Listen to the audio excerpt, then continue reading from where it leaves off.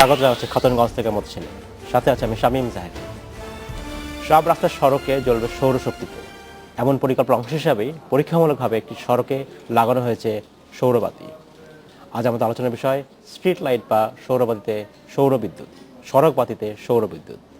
এই নিয়ে আলোচনা করতে আমার সাথে স্টুডিওতে রয়েছেন বাংলাদেশ মিউনিসিপ্যাল ডেভেলপমেন্ট ফান্ডের ব্যবস্থাপনা পরিচালক KM নুরুল হুদা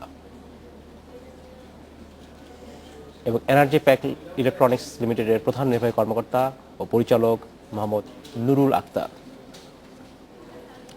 তবে মূল আলোচনা যাবার আগে দেখেন একটি প্রতিবেদন।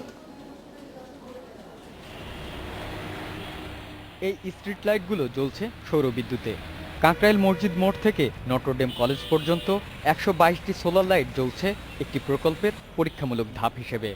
কথা ছিল পুরো ঢাকা শহরের সব স্ট্রিট লাইট এরকম সৌরবিদ্যুতে জ্বলবে, আর তাতে খরচ বাঁচবে মাসে 50 লাখ টাকা। কিন্তু টাকার অভাবে আটকে গেছে এই পরিকল্পনা। 3-4টা রাস্তা চুজ করা আছে যেগুলি আপনার সূর্য আলো প্রপারলি পাওয়া যাবে। প্রজেক্ট থ্রো করে রাখছি আমরা, ডিউ টু ফান্ডিংয়ের কারণে এটা সম্ভব হচ্ছে না। ঢাকা শহরের রাস্তাঘাট আলোকিত করতে 2 সিটি কর্পোরেশনকে জ্বালাতে হয় 4 ধরনের 30,000-এরও বেশি বাতি। তাতে দরকার হয় কমপক্ষে 6 মেগাওয়াট বিদ্যুৎ। আমাদের প্রায় 36,600 ওয়াট, মানে 36.6 কিলোওয়াট আমাদের বিদ্যুৎ সাশ্রয় হচ্ছে এখন, এবং এতে আমাদের মান্থলি প্রায় 80 থেকে 90,000 টাকা বিদ্যুৎ বিল সাশ্রয় হচ্ছে এই রোডে। রাস্তার পাশাপাশি বাড়িতে ও সরকারি অফিসগুলোকে সৌরবিদ্যুতের আওতায় আনার পরিকল্পনাও খুব বেশি দূর এগুচ্ছে না। Ariful Islam, independent news, Dhaka. দেখলাম প্রতিবেদনটি আমরা। জনাব নুরুল আক্তার এবং জনাব নুরুল হুদা, আপনাদের স্বাগত জানাচ্ছি অনুষ্ঠানে। আমাদের ধন্যবাদ। ধন্যবাদ আপনাকে।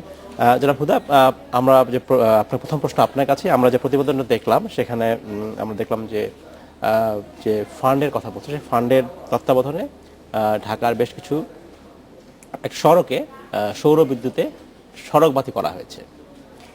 তো আমরা আমাদের প্রতিবেদন দেখলাম যে কিন্তু প্রকল্প এক্সটেনশন করার ক্ষেত্রে যথেষ্ট ফান্ড পাওয়া যাচ্ছে না। তো এক্ষেত্রে আপনার কি মনে হয় যে সেই ফান্ড কি খুব দ্রুতই রিলিজ হবে? আপনাকে ধন্যবাদ।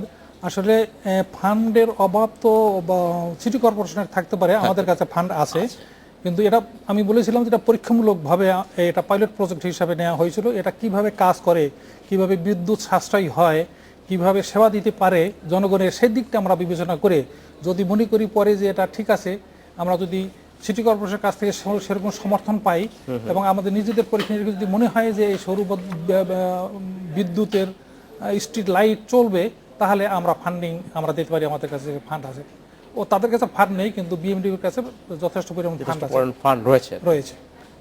আছে। এই প্রাথমিক পর্যায়ে আপনি যেহেতু এটা পাইলট প্রজেক্ট, প্রাথমিক ফাইন্ডিংস কি বলছে? এই প্রজেক্ট কি সফল হচ্ছে?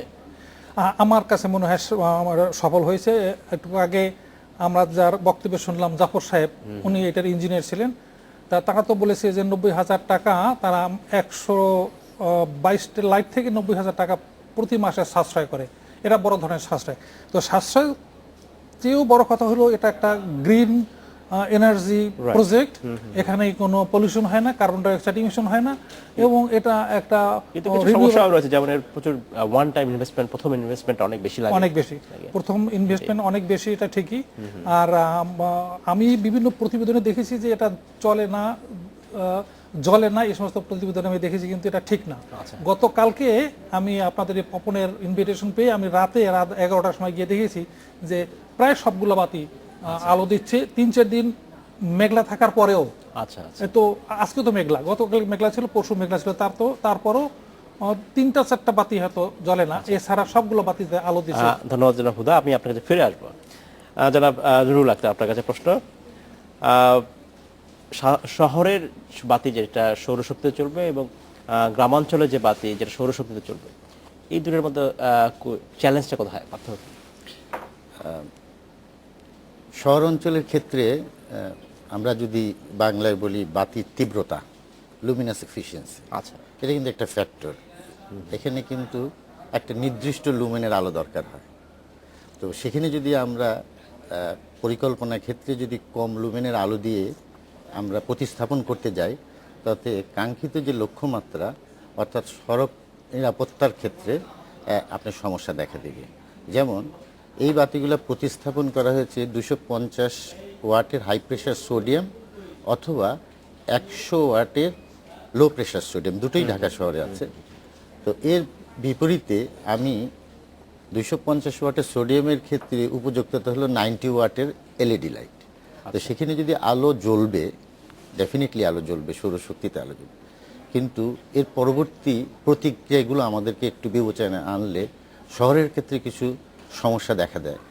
যেমন এর রক্ষণাবেক্ষণ, ব্যস্ততম সড়কের বেলায় এই প্রতিটি প্যানেলকে কিন্তু একদিন অন্তর একদিন পরিষ্কার করার প্রয়োজন আছে। এর আপনি নিরাপত্তা অর্থাৎ ওপেনভাবে থাকে, যেহেতু এখানে ব্যাটারি আছে এবং আমাদের বাংলাদেশে এই ধরনের যে সহজে খোয়া যাওয়া কিন্তু একটা স্বাভাবিক প্রক্রিয়া। তো সেই ক্ষেত্রে প্রতিস্থাপন ব্যয়, প্রারম্ভিক ব্যয় যেমন বেশি, সেভাবে এটা রক্ষণাবেক্ষণের জন্য সময় এবং জনবল প্রয়োজন। আবার এদিকে এটার এফিসিয়েন্সির ক্ষেত্রে দেখা যাচ্ছে এটা কিন্তু কমে যেতে পারে। সেই ক্ষেত্রে এটার ব্যবহারটা যদি অফগ্রিড এলাকায় করা যায় অথবা কনফাইন এলাকার মধ্যে একটা সিটি পার্ক যেখানের মধ্যে সিকিউরিটি আছে, এক জায়গার থেকে করা যায়, অথবা মিনি গ্রেডের মাধ্যমে যদি এটা পরিচালিত হয় তাহলে এর যথার্থতা বেশি। ধন্যবাদ জনাব আখতার, আপনি আপনার কাছে ফিরে আসবো। জনাব হুদা, আপনার কাছে প্রশ্ন যে আপনার যে ফান্ড, বাংলাদেশ মিউনিসিপ্যাল ডেভেলপমেন্ট যে ফান্ড, এই ফান্ডের অধীনে যদি কোন বাংলাদেশের যেসব মিউনিসিপ্যালিটি বা পৌরসভা রয়েছে তারা যদি স্পেশাল এই বিষয়ে তাদের সড়কে বাতিতে যদি তারা সৌরবিদ্যুৎ ব্যবহার করতে চায়, এই বিষয়ে যদি তারা তাদের প্রকল্প নিয়ে আপনাদের কাছে আসে, সেক্ষেত্রে আপনারা কীভাবে সেগুলো যাচাই বাছাই করেন এবং সেক্ষেত্রে কীভাবে গ্র্যান্টটা দিয়ে থাকেন তাদের? আমরা তো এটা কিছুটা অংশ লোন, কিছুটা অংশ গ্রান্ট থাকে। সে কারণে আমরা দেখি তাদের আর্থিক সক্ষমতা আছে কিনা।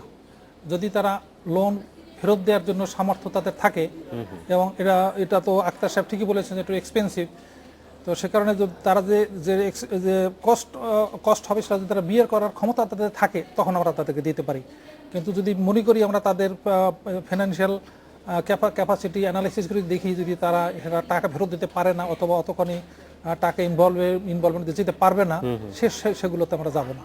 আচ্ছা, সেক্ষেত্রে সাধারণত আমরা জানি যে পৌরসভাগুলোর নিজস্ব রাজস্ব সেই অর্থে খুব সোর্স বেশি নাই, তারা মূলত সরকারের কাছ থেকে নিয়ে থাকে।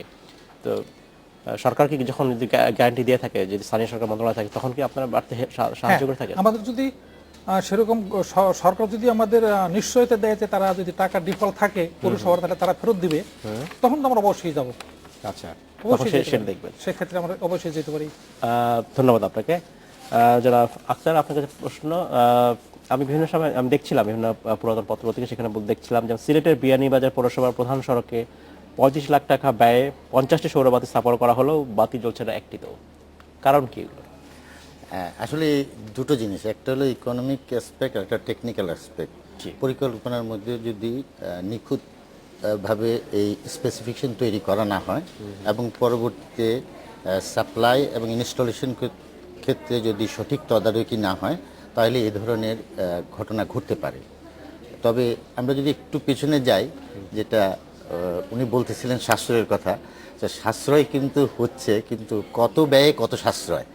আপনি যদি একটু ইকোনমিক্সের ভাষায় বলি আমরা, যে যেই প্রতিস্থাপন করা হয়েছে সেটার পেব্যাক পিরিয়ড কিন্তু 8 থেকে 9 বছর, কিন্তু একই ধরনের সাশ্রয় করতে পারি এর 1/3 খরচ করে।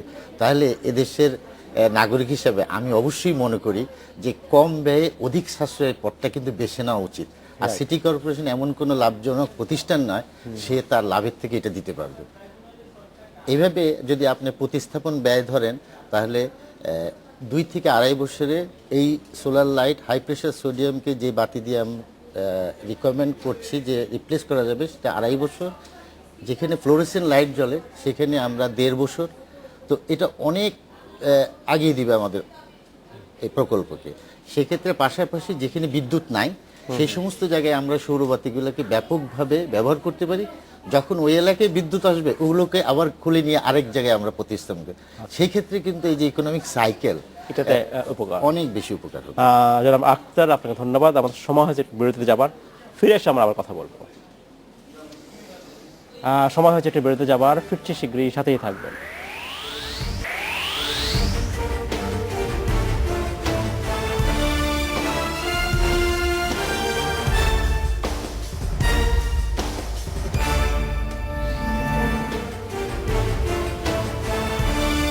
স্বাগত আরেকবার খাতুনগঞ্জ থেকে মধুসেনে। আজ আমরা কথা বলছি সড়ক বাতিতে সৌর বিদ্যুৎ নিয়ে। স্টুডিওতে নিয়ে আমার সাথে কথা বলছেন বাংলাদেশ মিউনিসিপ্যাল ডেভেলপমেন্ট ফান্ডের ব্যবস্থাপনা পরিচালক কে এম নুরুল হুদা এবং এনার্জি প্যাক ইলেকট্রনিক্স লিমিটেডের প্রধান নির্বাহী কর্মকর্তা ও পরিচালক মোহাম্মদ নুরুল আক্তার। জনাব আক্তার এবং জনাব হুদা, আপনাদের স্বাগত জানাচ্ছি এই অনুষ্ঠানে আরেকবার। জনাব হুদা, আপনার কাছে প্রশ্ন এবার, এই যে পাইলট প্রজেক্ট আপনারা হাতে নিয়েছেন সড়ক বাতিতে সৌর বিদ্যুতের মাধ্যমে যে সড়ক বাতি, ইটের এই প্রকল্পের ফাইনাল মূল্যায়ন ইভ্যালুয়েশন কি আপনারা করছেন বা কি অবস্থায় আছে? ধন্যবাদ। আমরা শুরু করেছি অলরেডি। প্রথমত আমরা সিটি কর্পোরেশন কাছ থেকে ফিডব্যাক নেব, তারা কি মনে করে, তারা কি তারা সাশ্রয় যদি মনে করে তাহলে আমাদের একটা দিক আমাদের জানা হয়ে গেল যে তারা এটা চায়। এবং তারা সাশ্রয়ী শুধু না, এনভায়রনমেন্টাল আসপেক্টের কথা বললাম সেটা তারা যদি হিসাব করে বলে, বুঝতে পারে, এবং আমরা যদি দেখি স্টাডি করে যেটা চলবে শহরে, তাহলে তোরা চালানো যাবেই। আর সৌর বিদ্যুৎ এটা তো বিশ্বব্যাপী অনেক পুরনো বিষয়, অনেক দেশে অনেক জায়গায় এগুলো করে। রাস্তায় শহরে সিটিতে এইভাবে করে কিনা আমি জানি না। আমরা শহরের বিদ্যুতের কথা বলছি। যারা আক্তার যেটা বলছেন যে শহরের স্ট্রিট লাইটে এই সৌর বিদ্যুতের এই বাতিটা ততটা ভায়াবল না, উনি বলছেন সেটা। আমরা এখনো সেই কনক্লুশন আসতে পারিনি। তবে উনি একটা কথা বলেছেন যে এখানে সিকিউরিটির একটা বিষয় আছে, ব্যাটারি চুরি হয়ে যাওয়া আমাদের হয়। আমাদের এই যে প্রজেক্টে সেখানে ব্যাটারি প্রায় 3-4 ফিট নিচে গ্রাউন্ডের মধ্যে দিয়ে তারপর তার উপরে পোল বসানো হয়েছে এবং সেটা সিকিউর, মানে এন্টি পিনফ্রেশ সিকিউরিটি যেটা, সেটা আমরা করেছি। ইনস্টলেশন খরচটা বেড়ে গেল, এটা বেড়ে গেছে, এটা অবশ্যই বেড়ে গেছে। আপনারা যে মূল্যায়ন করবেন সেই মূল্যায়ন কমিটিতে টেকনিক্যাল যারা দক্ষ হিসেবে ব্যক্তি তাদেরকে নিশ্চয়ই রাখবে। হ্যাঁ, তারা থাকবে, সিটি কর্পোরেশন লোক থাকবে, আমরা থাকবো। যারা হুদা, আপনাকে ধন্যবাদ। আপনি ফিরে আসবেন। যারা বাক্তা, আপনার কাছে প্রশ্ন যে আমরা যদি এই শহরের স্ট্রিট লাইট সড়ক বাতিতে সৌর বিদ্যুৎ ব্যবহার করতে চাই, আপনি বলছেন যে সেই অর্থে এটা ভায়াবল না, এটা তাহলে আসলে কি করলে এটা ভায়াবল করা সম্ভব? এর অল্টারনেটিভ কোনো উপায় আছে? একই পরিমাণ অর্থ আমি সবচেয়ে বেশি বেনিফিট নিব, ইনভেস্টমেন্ট রিটার্ন। তাহলে আমি যে অর্থ ব্যয় করেছি এই অর্থ দিয়ে যে সাশ্রয় করলাম তার চেয়ে যদি অধিকতর সাশ্রয়ের সুবিধা থাকে তাহলে আমি কেন বেছে নেব না? নুরুল হুদা সাহেব যেটা বলেছেন এটা একটা সবুজ প্রকল্প, কিন্তু শুধু সোলার ব্যবহার করলেই যে সবুজ হয় তা না, সাশ্রয়ী সবুজ। তো আমি যে কথাটা গুরুত্ব সহকারে, যেখানে শহরের নিরাপত্তা, সড়কের গাড়ি চলাচলের সুবিধার জন্য আলোর তীব্রতা প্রয়োজন, সেখানে আমাদেরকে কিন্তু ওই পর্যায়ের আলোই দিতে হবে। একটা বিমানবন্দরে কিন্তু ওই পরিমাণ আলোই লাগবে যেটা দরকার। তো সেখানে আমার মতামত বা আমি মনে করি এটা একটা সাজেশনও হতে পারে যে আমরা যেই অর্থ বরাদ্দ পেয়েছি, সিটি কর্পোরেশন একটা রেগুলেটরি অথরিটি, তারা যদি সাধারণ জনগণকে উদ্বুদ্ধ করে ব্যক্তিগত বাড়ি পর্যায়ে বা অ্যাপার্টমেন্ট পর্যায়ে একটা অংশ সোলারের কনভার্ট করা, যেমন এখন বিধিনিষেধ আসে নতুন নির্মাণের ক্ষেত্রে বাতিজনিত খরচের একটা অংশ 5% আমরা সোলারে কনভার্ট করি। এবং এই সোলারে কনভার্ট যারা করছেন তাদেরকে যদি উৎসাহিত করার জন্য প্রণোদনা বা কোনো রকম সার্টিফিকেশন বা গ্রিন মার্ক যদি ইন্ট্রোডিউস করা হয়, তাহলে লক্ষাধিক বাড়িতে যেই পরিমাণ সাশ্রয় হবে এই সিটি কর্পোরেশনের 122টা পোল বা 7,000 পোলের বা 30,000 পোলের চেয়ে অনেক বেশি সাশ্রয় হবে। তো আমি বলছি সিটিতে আলোর ক্ষেত্রে আমরা যেইখানে যেইটা ইফেক্টিভ হয়, যেমন হাই প্রেশার সোডিয়ামের ক্ষেত্রে এলইডি বাতি ব্যবহার করা, ফ্লোরেসেন্ট ক্ষেত্রে হাই এফিসিয়েন্সি ফ্লোরেন্ট বাজারে এসে গেছে, সেটা অনেক কস্ট ইফেক্টিভ। অ্যান্ড যেখানে ইনক্যান্ডিসেন্ট ল্যাম্প ব্যবহার হয় সেখানে সিএফএল, আর যেখানে সিএফএল ব্যবহার হয় সেখানে এলইডি বাল্ব। তো এই ক্ষেত্রে যে সিটি কর্পোরেশনের সবুজ প্রকল্পের যে বৈশিষ্ট্যটা বজায় থাকলো, খরচ হলো 1/3, এক অংশকে যদি আমরা উৎসাহিত করার জন্য ব্যবহার করি ইনসাইড, মানে তাহলে পরে আমার মনে হয় এই সিটি কর্পোরেশনের ব্যাপক নিরাপত্তা অভিযান করার দরকার নাই, যার যার বাড়িতে শেষই তার সোলার পাহারা দিবে আর মেইনটেনেন্স করবে। আমার মনে হয় এটা আপনার কাছে সলিউশন মনে হয়। ধন্যবাদ। জনাব হুদা, আপনার কাছে প্রশ্ন যে আপনারা যখন এই পাইলট প্রজেক্টে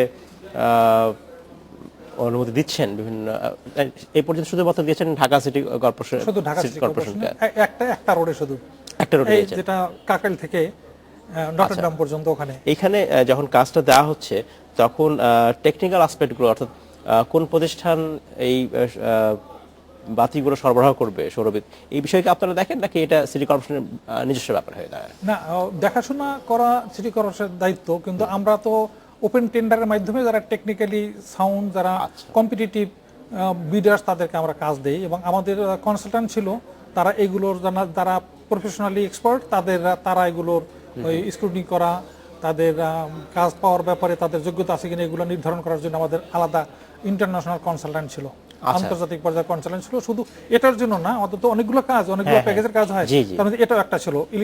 বিভিন্ন ইলেকট্রিসিটি সাপ্লাই আমরা দিয়েছি বিভিন্ন পৌরসভায়, তার মধ্যে এটা ছিল বিশেষ ধরনের একটা। সেখানে আমাদের কনসালট্যান্ট ছিল, তারা সেটা নির্ধারণ করেছে কি কি দরকার হবে এগুলোর জন্য, সেটা ঠিক করে দিয়েছিল তারা। এই সড়ক বাতিতে সৌরবিদ্যুতের যে ব্যবহার, এটা এই মুহূর্তে কি আপনাদের কাছে আর কোনো দরখাস্ত আবেদন পেন্ডিং অবস্থা রয়েছে? ঢাকা সিটি কর্পোরেশন তারা চাচ্ছে, এর ঢাকা সিটি মধ্যে আর অন্য কোথাও বাইরের অন্য পৌরসভা এখন পর্যন্ত আমাদের কাছে এটা চাই, আপনার সাথে যোগাযোগ করেনি। আচ্ছা, ধন্যবাদ জনাব হুদা, আমি আপনাকে ফিরে আসবো। জনাব আখতার, আপনার কাছে প্রশ্ন। আমরা যদি সৌরবিদ্যুতের ব্যবহারের কথা বলি, সৌরবিদ্যুতের যে ইকুইপমেন্ট ইনস্টলেশন খরচ, এটা অন্যতম, এর ইনস্টলেশন খরচ বেশি, এর একটা বড় কারণ হচ্ছে ইকুইপমেন্টগুলো অনেক খরচ বেশি, অনেক ব্যয়বহুল বলা হয়ে থাকে।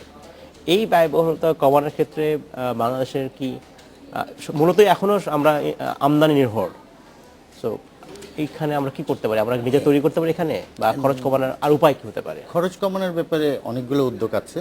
একটা তো বর্তমান সরকার উদ্যোগ নিয়েছে, এগুলো শুল্কমুক্ত আমদানি করার একটা সুযোগ রয়েছে, কিন্তু তার উপরে এটা ব্যয় সাপেক্ষ। কারণ হলো এখানের মধ্যে অনেকগুলো জিনিস ইনকর্পোরেট করতে হয়। ব্যাটারি যদি আপনি স্ট্যান্ড বাই হিসেবে ইউজ করেন, তবে সবচেয়ে বড় আমি বলবো যে হুদা সাহেবের কথার পরিপ্রেক্ষিতে এখানে কিন্তু একটা জায়গায় একটা ফাঁক রয়ে গেছে। সেটা হলো আমাদের দেশে সৌর শক্তির ব্যবহার নতুন, কিন্তু এর গ্রামভিত্তিক ব্যবহার আছে, যেখানে যেটা দরকার নেই সেটা হলো সামান্যতম লাইট। কিন্তু যখন এই ধরনের সোলার প্যানেল ইনস্টলেশন করা হবে, তার কারিগরি দিক পরীক্ষণের জন্য আমাদের স্ট্যান্ডার্ডাইজেশন নাই, এবং বিএসটি এর কাছে এখন পর্যন্ত এই ল্যাবটা আসেনি। যার জন্য আপনি যতই প্রকল্পে তদারকি করেন, সঠিক জিনিস আসছে কিনা সেটা কিন্তু দেখার কোনো পরিমাপ করার কোনো ব্যবস্থা নাই।